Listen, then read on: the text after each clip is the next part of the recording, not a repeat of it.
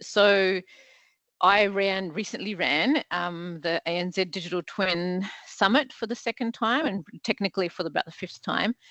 So these are some insights more from the projects that were there, and I only have 8 minutes, but if anyone really wants information on any of the projects that I talk about, or other things that are going on in ANZ, just reach out to, as Ali said, I'm a member of the Community Council. So let's jump through this. So ANZ itself, there's a lot going on here. There are a lot more projects than I'm going to share today, of course, as well, and that were even at the summit. So there is quite a lot of activity. Largely the ones that I'm going to focus on today, there's a drive, I mean, who doesn't know that we're getting the Olympics in 2032? So there's been a big push, obviously, for, yes, we're going to invest in infrastructure, but what does that look like? How do we do that? How does the games experience happen? How do we make it about games that have never been, how do we make it games that have never been experienced before, and all that, so that's one of the drivers. And then net zero obviously must be, it's a focus around the world.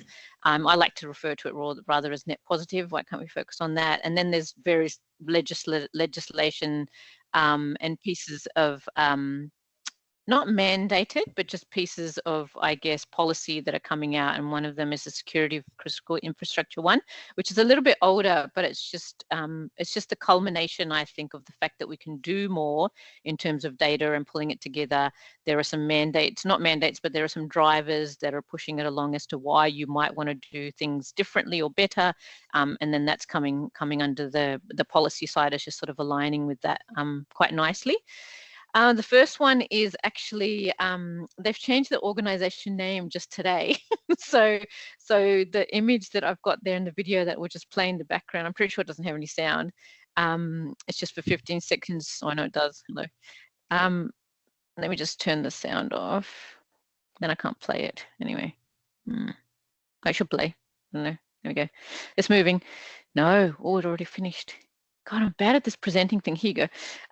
But this one has, the organization has changed its name, but I've got a link in the slide deck that Nuri's got. But basically this one here has got 5 million synthetic citizens being leveraged to develop a digital twin that's being used by the government and agencies, that's got 30 plus data sets in there, and they're looking at sort of health, transport, climate scenarios. It was part of the sort of driver for it was after COVID, for being better prepared for the next pandemic.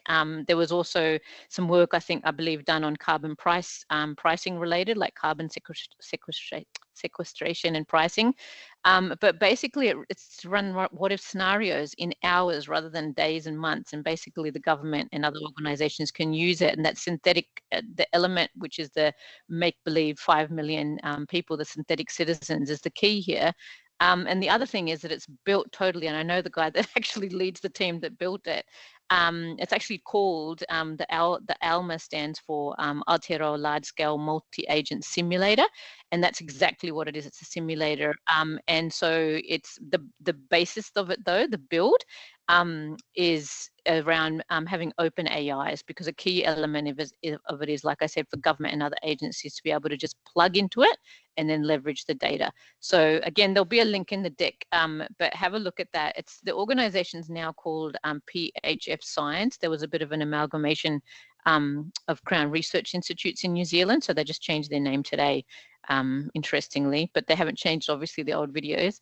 The next one is more of a building twin. So so started off as a building management system. The speaker before, very similar.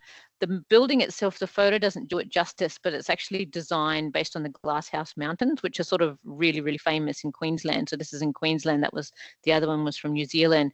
But this is City Hall for the council rather, and it includes a fully automated building management system, and it's, amongst other things, it's used to maximize utilization of the building, but also in terms of energy and water consumption.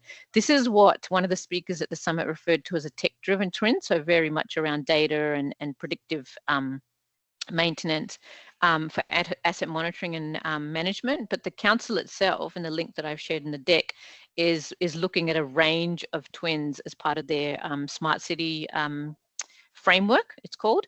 So cognitive twins in terms of, enabling simulation, like the previous example, humanistic ones, which are more, the speaker spoke about human-centric design that integrates technology and social sciences. So it's really interesting to see how the council in Queensland is actually leading the way in terms of twins underpinning asset maintenance, recreational planning, community GIS. So it's actually an interesting take on sort of what you can do with some of the technologies. And there are some key sort of real outcomes that they're seeing, like one of the initiatives or one of the twins is actually being used to do microclimate modeling. And it's actually guiding urban cooling investments. And so I think there was like a figure where it was able to pinpoint shade tree corridors that they were able to cut the predicted heat island peaks by about 1.4%. And that's where sort of like it just helps to target the investment a bit better, actually really better, like in a really sort of a more focused approach to where the investment's going, and then the benefits for communities as well, more widely.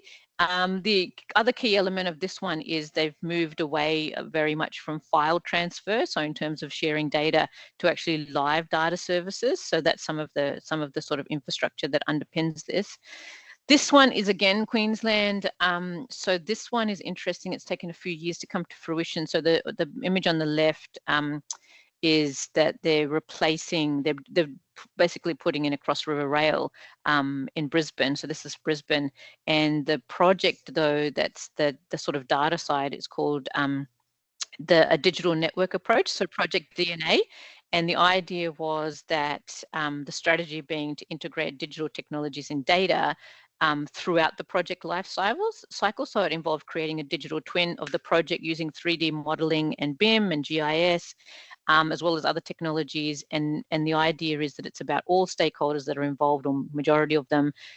It's about investment, it's about, making sure that we consult the community, it's about project planning, but it's all underpinned by this sort of focus on DNA, like a digital network approach. So, and an interesting component of this one was there were contractual obligations to ensure construction companies fed the data into a single federated model, so that they could actually create, for example, the LiDAR and photogrammetry, and feeding all of those digital sets into a common data environment. And that's essentially the twin. And the key element of this in terms of the stakeholders is that twin then is available, and other images and other experiences are available through a Cross River Rail Experience Centre. And that's how they engage the public. And it's just, like with VR, there's sandboxes.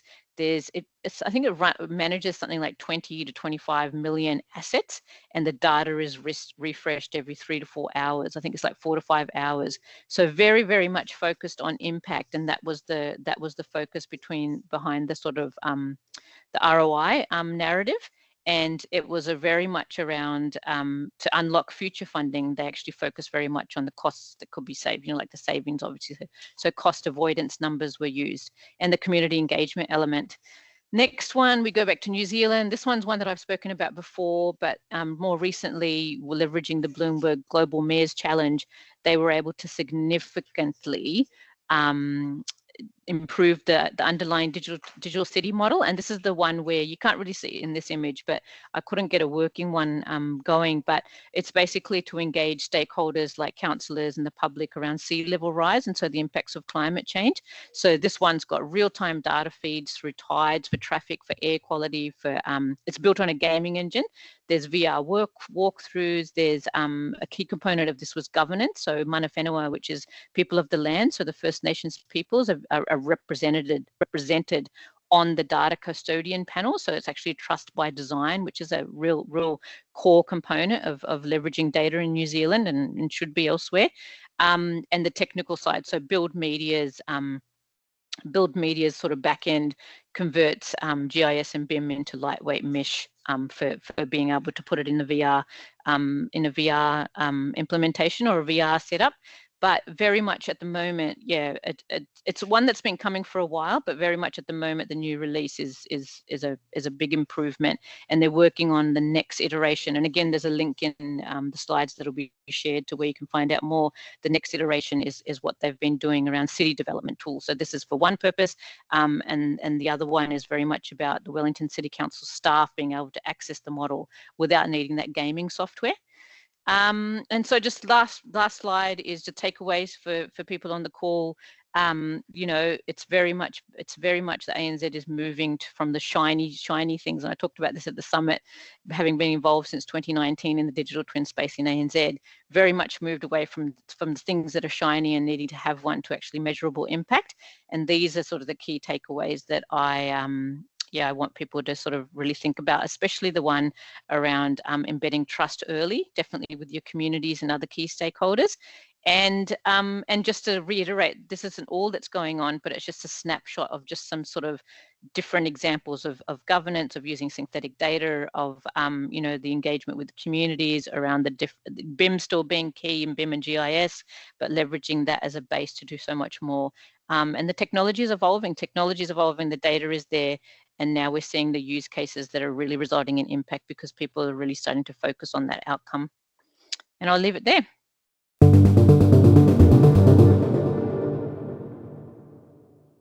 Janet, I know it's not your project per se, you're sort of taking the pulse, but do you have any visibility on what specific models were used and how realistic the outcome of the synthetic environments are? So the organization that I know, the guy actually, he's a sort of personal friend of mine. He's a data scientist and an AI researcher. Sorry, he's an AI researcher. So he leveraged AI for the synthetic data, and that was a key component of the twin, because what they did have was all the other publicly available data that they could actually model. You know, like that's what the organization did before he brought along the twin. They just did it differently. They modeled, you know, what was happening with health and what was happening in terms of the impact on economy. And so he needed that other element. And so if you talk to him, I actually should get him. I think I did get him to present on Gemini Call, but if not, I will.